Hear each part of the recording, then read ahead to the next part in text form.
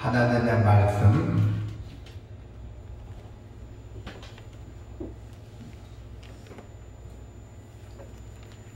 요한계시록 14장의 13절부터 20절입니다. 요한계시록 맨 마지막에 있죠. 성경에 뒤에 다 찾았어요? 요한계시록 14장의 13절부터 20절.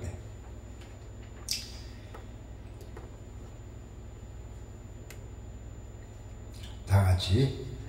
또 내가 들으니 하늘에서 음성이나 이르되 기록하라. 지금 이후로 주 안에서 죽는 자들은 복이 있도다 하시며 성령이 이르시되 그러하다. 그들이 수고를 그치고 쉬리니 이는 그들의 행한 일이 따름이라 하시더라.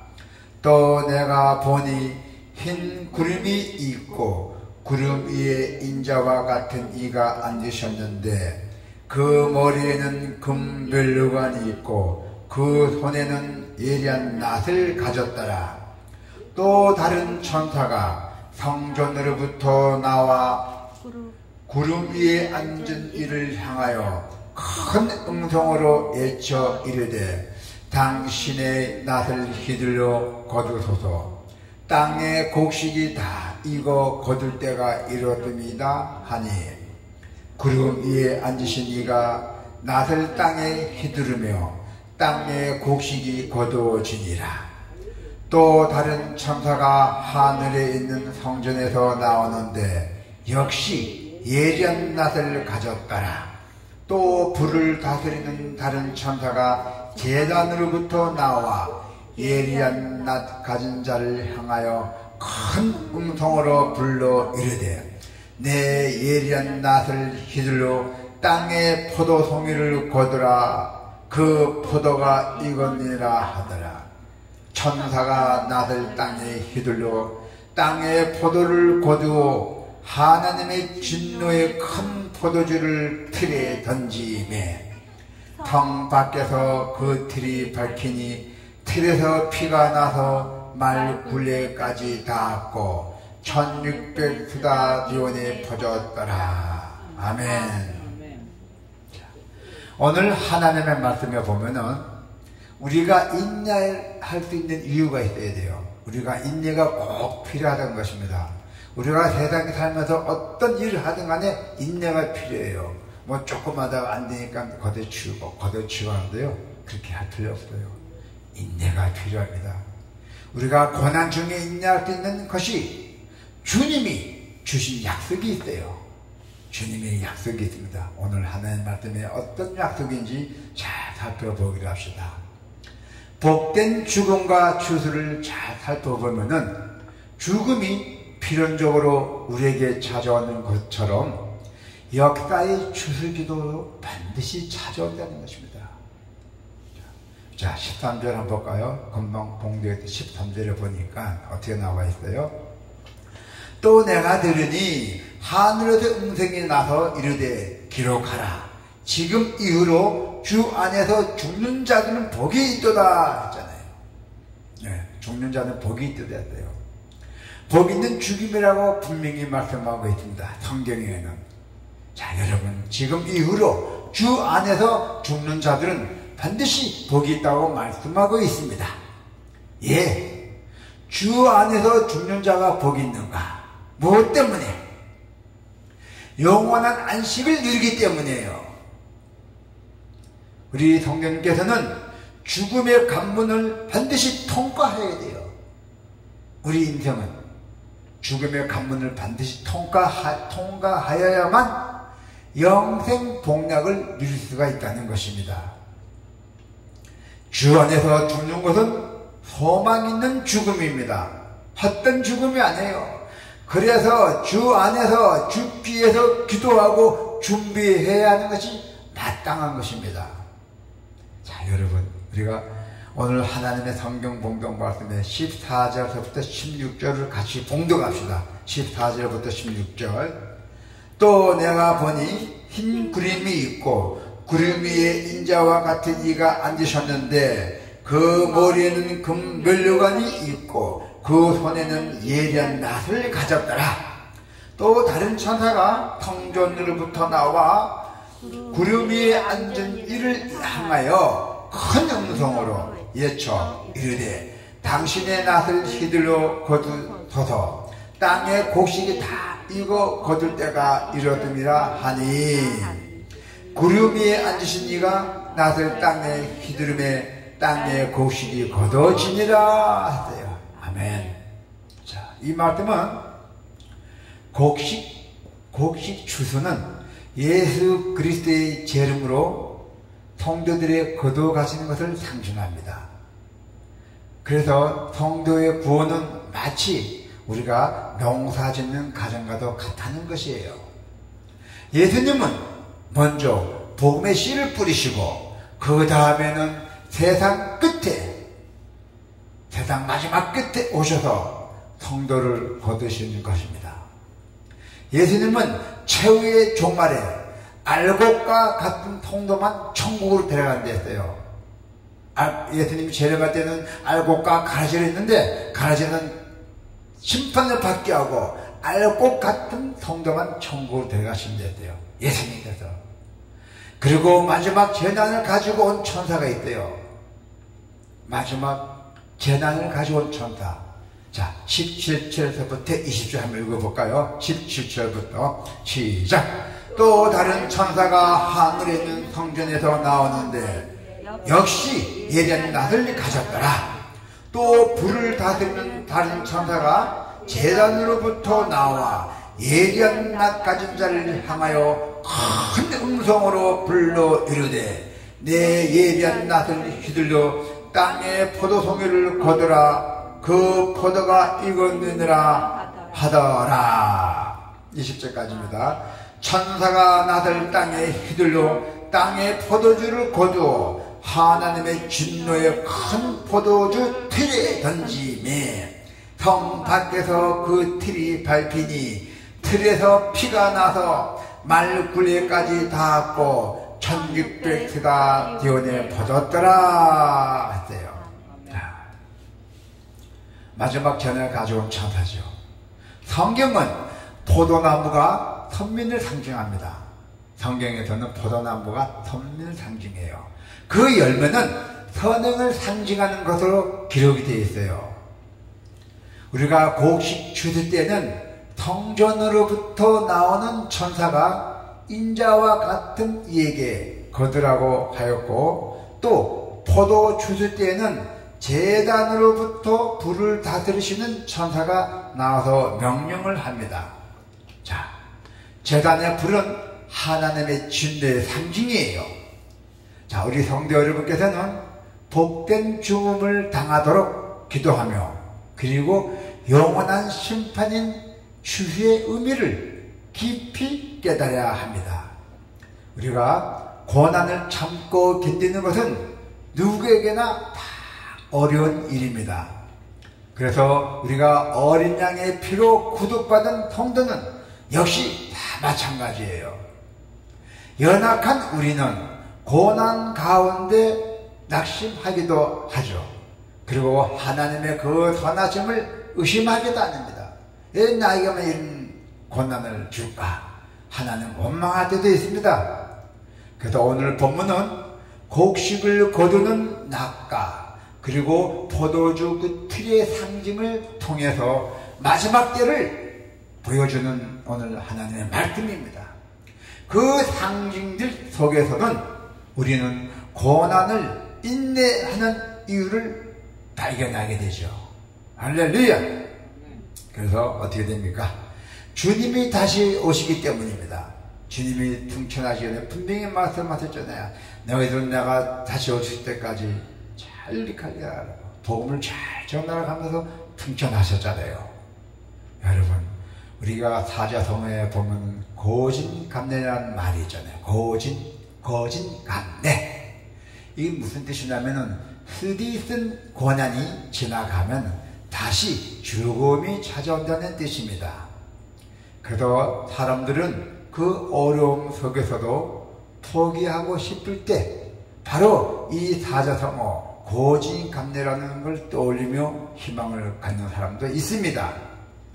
그래서 세상에서 고난당하는 성도들에게는 이 사자성어는 주님이 주시는 메시지이기도 합니다. 할렐루야. 우리가 당하는 고난은 반드시 끝이 있어요.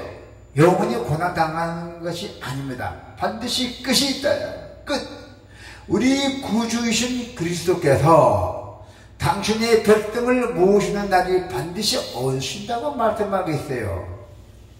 그날은 왕이신 그리스도께서 낫을 두고 당신의 백성을 추수하기 위해서 재림하시는 승리의 날입니다.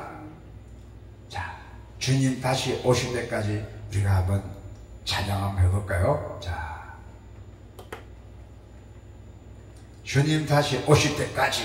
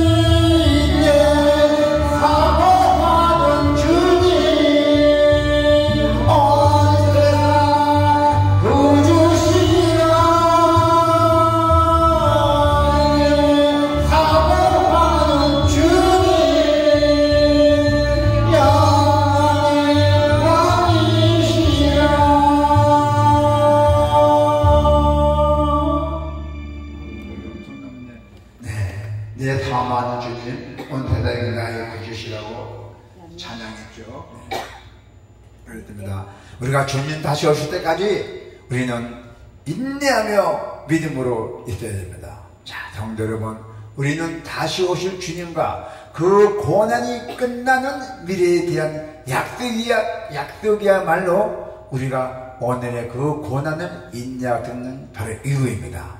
여러분, 우리는 성경에 나오는 베드로나 바울과 같이 그리스도를 위해서 헌신한 믿음의 선배들이 그 말씀에 우리 귀를 기울여야 돼요. 고린도후서 4장의 17절을 보니까 우리가 잠시 받는 환난에 경한 것이 지극히 크고 영원한 영광에 중한 것을 우리에게 이르게 함이니. 아멘.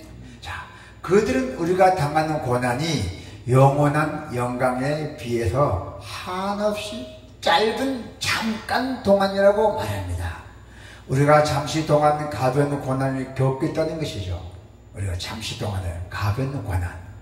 그래도 베드로나 바울의 삶을 우리가 살펴볼 때는 그들이 겪은 고난은 결코 짧지도 가볍지도 않다는 것입니다. 하지만 영성의 감정으로 바라볼 때는 그들은 짧은 고난의 시기를 지났을 뿐입니다. 자, 성도 여러분, 때로는 고난이 심해지고 시련이 계속 될 것 같더라도 우리는 주님께서 다시 오실 그 약속의 날을 고대하시길 바랍니다. 우리의 고난은 짧고 끝이 있습니다. 끝까지 인내하시길 바랍니다. 주님이 오시는 날 우리의 인내가 결코 헛되지 않았음을 확인할 것입니다. 주님께서는 반드시 여러분들에게 큰 상급을 주시기 위해서 다시 오십니다. 우리의 원하는 것이 있을 뿐만 아니라 반드시 그 뒤에는 보상이 뒤따릅니다. 어린 양계에 속한 사람들은 주님이 세상의 왕으로 임하시는 그 놀라운 광경을 목격할 것이고 그분의 베푸신 잔치에 참여할 것입니다. 할렐루야. 자, 우리 성도들은 세상에서 짐승의 박해와 고통을 받았고 또 죽음에 이르기도 했잖아요. 그래서 나약하고 초라하고 실패한 것처럼 보였습니다. 우리 성도들은 예수 그리스도 믿는 사람들은. 그런데 예수님이 금벨루관을 쓰고 손에 추수할 낫을 들고 강력한 권능의 왕으로 임하시는 날에는 모든 것이 달라진다는 것입니다. 로마에는 아펜테스라는 간습이 있어요. 자, 왕이 어느 고을을 방문하면 지도자가 고을 밖에 나와 왕을 영접하는 간섭을 일컫는 말입니다. 하늘과 땅의 모든 권세를 가지신 만왕의 왕 예수님이 오시는 날 성도 여러분께서는 주님을 기쁘게 맞이할 것입니다. 그날은 세상에서 초라하게만 보였던 성도들의 그 이상이 극적으로 회복되는 날입니다. 짐승을 따르며 주님을 거역하던 악한 자들이 포도주 틀에 던져져서 심판을 받는 모습을 성도들은 최후의 승리를 누릴 것입니다. 할렐루야. 현실이 어렵더라도 우리가 그 마지막 날 주님이 주실 상급을 기대하며 인내하며 우리가 기다려야 돼요. 디모데후서 4장의 8절에 보면은 이제 후르는 나를 위하여 의 멸류관이 예비되었으므로 주 곧 우리 오신 재판장이 그날에 내게 주실 것이며 내게만 아니라 주의 나타나심을 사모하는 모든 자에게도 포함이 되었느라 하고 말씀하고 계셔요. 다시 오실 주님을 사모하며 모든 자에게 의 멸류관이 마련이 되어 있다는 것입니다. 할렐루야. 그리고 여러분이나 우리에게도 약속된 영원한 그 멸류관 최후의 승리를 내다보면서 고난 속에서도 기쁨을 잃지 말기를 축원합니다. 자, 우리 앞에 있는 선한 싸움을 싸우고 또 주님이 허락하신 그 경주 마친 후 끝까지 믿음을 지켰다고 고백하기를 바랍니다. 우리가 경주는 시약이죠. 네, 주님 허락하신. 자, 그래서 우리가 고난 속에서 믿음을 지키고 인내할 수 있는 것은 마지막 날에 대한 약속이 너무도 분명하기 때문입니다. 그래서 우리의 모습이 지금 아무리 초라해 보여도 그리스도께서 오시는 마지막 날, 그 날에는 모든 것이 역전이 될 것입니다. 우리의 고난이 다 행복으로 바꾸실 것입니다. 세상을 따르던 자들은 영원한 멸망을 당할 것이지만은 우리가 역경을 당하던 성도님들은 주님이 주시는 의 멸류관을 반드시 받을 것입니다. 아멘.